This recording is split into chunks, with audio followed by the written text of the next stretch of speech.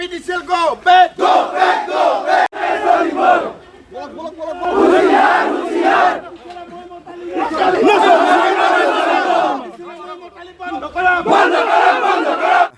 অসম জাতীয়তাবাদী যুৱ ছাত্ৰ পৰিষদ জোনাই আঞ্চলিক সমিতিৰ উদ্যোগত জোনাই বজাৰ চেম্বাৰ্ছ অফ কমাৰ্চ আৰু ই ৰিক্সা চালক সন্থাৰ সহযোগত আজি বিদ্যুৎ জোনাই APDCLৰ কাৰ্যালয় ঘেৰাও কাৰ্যসূচী ৰূপায়ণ কৰা হৈছে। ইতিমধ্যে আমাৰ মাজত আহি উপস্থিত হৈছিলে বিদ্যুৎ বিভাগৰ অভিযন্তা আৰু এই জোনাই সংমণ্ডলৰ SDO ডাঙৰীয়া। তেখেতসকলে আমাক কিছু কথা কৈছে, কিন্তু আমি আশ্বস্ত হ'ব পৰা নাই। তেখেতসকলে আমাৰ পৰা আচলতে 5-6 মাহ সময় বিচাৰিছে। যি কৰ্মদক্ষ মুখ্যমন্ত্ৰী বুলি কয়, তেখেত বৰ্তমান বিদ্যুৎ বিভাগৰ দায়িত্বত আছে আৰু তেখেতৰ নেতৃত্বত আমি দেখিছোঁ যে বৃহৎ বৃহৎ হৰফেৰে আচলতে লগাই থোৱা আছিলে ঘৰে ঘৰে 24 ঘণ্টা বিজুলী। এই বিষয়টো কিন্তু আমাৰ জোনাই সমজিলাত আচলতে ভালুকৰ চাঙিত পৰিণত হৈছে। যি সময়ত দেখিবলৈ পোৱা গৈছে, যোৱা 72 ঘণ্টা আপোনালোকে যদি অধ্যয়ন কৰে দেখিব, এই 72 ঘণ্টাৰ ভিতৰত কেৱল মাত্ৰ 2 ঘণ্টা বিদ্যুৎ যোগান দি জোনাইবাসী ৰাইজক আচলতে বন্ধকত থৈছে। আমি তীব্ৰ ভাষাৰে গৰিহণা দিছোঁ। যি সময়ত দেখিবলৈ পোৱা গৈছে যে অসমৰ প্ৰতিটো ঘৰত আচলতে চুগাৰৰ পেচেণ্ট আছে বা বিভিন্ন যিবিলাক আচলতে ফ্ৰিজত দৰৱ ৰাখিবলগীয়া আচলতে বেমাৰৰ পৰিভৰ বৃদ্ধি হৈছে। যি সময়ত জোনাই অঞ্চলত কিছুমান দৰৱ জাতি নাপায়, সেইবিলাক ডিব্ৰুগড়, গুৱাহাটী বা আন জেগাৰ পৰা আনি পেলাই মানুহে ফ্ৰিজত ষ্টক কৰি ৰাখিছে। এই দৰৱ জাতিবিলাক এতিয়া কিন্তু আজি ডেটত পেলাই দিয়াৰ উপক্ৰম হৈছে। আমি বিদ্যুৎ বিভাগৰ যি অনিয়মীয়া বিদ্যুৎ যোগান তাক আমি ৰোধ কৰিবৰ কাৰণে আমি আজি এই প্ৰতিবাদৰ যোগেদি আমি দাবী উত্থাপন কৰিছোঁ।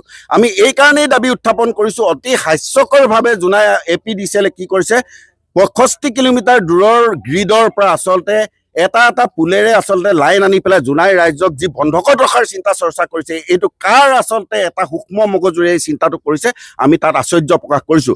অসমৰ ভিতৰতে, পৃথিৱীৰ ভিতৰতে বিৰল যে 65 কিলোমিটাৰ দূৰৰ পৰা আচলতে 33 kV লাইনটো কেনেধৰণে আচলতে এনেধৰণে এটা পুলত আনিব পাৰে, ই এটা হাস্যকৰ বিষয়। যে কৰ্মদক্ষ মুখ্যমন্ত্ৰী আমাৰ যিহেতু বিদ্যুৎ বিভাগৰো মন্ত্ৰী হৈ আছে, তেখেতে এই বিষয়টো আচলতে হস্তক্ষেপ কৰিব লাগিব। জাতীয়তাবাদী যুৱ ছাত্ৰ পৰিষদে এই উৎকট গৰমত সমগ্ৰ জোনাইবাসী ৰাইজক লগত লৈ পেলাই আজি ৰাজপথলৈ ওলাই আহিছোঁ। আজি আমি সেই সময়সীমা বান্ধি দিছোঁ। তেখেতসকলৰ পৰা আমাৰ নিশ্চিতি বিচাৰিছোঁ, আমাক নৰেন্দ্ৰ মোদী ডাঙৰীয়াৰ সপোনৰ ঘৰে ঘৰে 24 ঘণ্টাৰ লাইন এইটো আমাক নালাগে। আমাৰ জোনাইবাসী ৰাইজক বন্ধকত থোৱাতকৈ আপোনালোকে অতি কমেও আমাক 8 ঘণ্টাকৈ লাইন দিয়ক। এইটোতো যদি অপাৰক, তেতিয়াহ'লে আমি অনাগত সময়ত কিন্তু এই জোনাই APDCLৰ কাৰ্যালয়ত তলা মাৰি দিবলৈ কিন্তু আমি বাধ্য থাকিম। জোনাইবাসী ৰাইজ আমাৰ লগত আছে, বিভিন্নজনে আমাৰ লগত আলোচনা কৰিছে। গতিকে আমি সেই সকিয়নি প্ৰদান কৰিবৰ কাৰণে আজি প্ৰতীকীভাৱে ইয়ালৈ আহিছোঁ। ইয়াৰ পিছত সম্পূৰ্ণ পৰিকল্পিতভাৱে আহি জোনাই APDCLৰ কাৰ্যালয়টো বন্ধ কৰি দিম, এই কথাখিনি আমি স্পষ্ট কৰি দিছোঁ। কিনকিনীয়া বৰষুণ দিলেও লাইন যায়, প্ৰচণ্ড গৰম যেতিয়া হয় তেতিয়াও লাইন যায়। আচলতে এই সমস্যাটো দীৰ্ঘদিনীয়া সমস্যা। এই সমস্যাটো কেতিয়া অন্ত তেখেতসকলৰ মুখ্য উদ্দেশ্যটোৱে হৈছে স্মাৰ্ট মিটাৰ লগাই পেলাই কেনেকৈ ৰাইজৰ আচলতে কষ্ট উপাৰ্জিত ধনখিনি লুণ্ঠন কৰিব লাগে। তাতকৈ আৰু তেখেতসকলৰ মুখ্য উদ্দেশ্য একো নাই। যাৰ ঘৰত ইনভাৰ্টাৰ আছে, যাৰ ঘৰত জেনেৰেটৰ আছে, তেখেতসকল চলি আছে, তেখেতসকলে গম নাপায়। কিন্তু যাৰ ঘৰত আচলতে লাইন নাথাকে, যাৰ পৰিয়ালটোৱে এখন বেটেৰী ৰিক্সা চলি আছে, যাৰ পৰিয়ালটোৱে 2 কাৰ্টুন আচলতে এই গৰমৰ দিনত ঠাণ্ডা আনি পেলাই, আইচক্ৰীম আনি পেলাই চলি থকাৰ চিন্তা চৰ্চা কৰিছে, তেখেতসকলৰ প্ৰতি একো চিন্তা নাই। তেখেতসকলে মাত্ৰ কৈ দিয়ে যে আজি বৰষুণ দিছে কাৰণে গৈছে লাইন, কেতিয়াবা কয় গছ বাগৰি গ'ল, কেতিয়াবা ক'ব বানপানী আহিলে, এনেধৰণে আচলতে চলি আছে। ই অসমৰ এইখনেই জেগা নেকি যে বৰষুণ দিলে লাইট যাব, ৰ'দ বেছিকৈ দিলে লাইট যাব? এইখনেই কেৱল জোনাই নেকি? আমি শেষবাৰৰ কাৰণে প্ৰশ্ন কৰিছোঁ। ইয়াৰ পিছত কিন্তু আমি সহ্য কৰি নাথাকিম। আজি আমি শেষ সকিয়নি দিব আহিছোঁ। ইয়াৰ পিছত যদি এনেধৰণৰ আচলতে দুষ্কাৰ্য সংঘটিত কৰে, তেতিয়াহ'লে APDCLৰ কাৰ্যালয় সম্পূৰ্ণৰূপে বন্ধ কৰি দিবলৈ আমি বাধ্য থাকিম।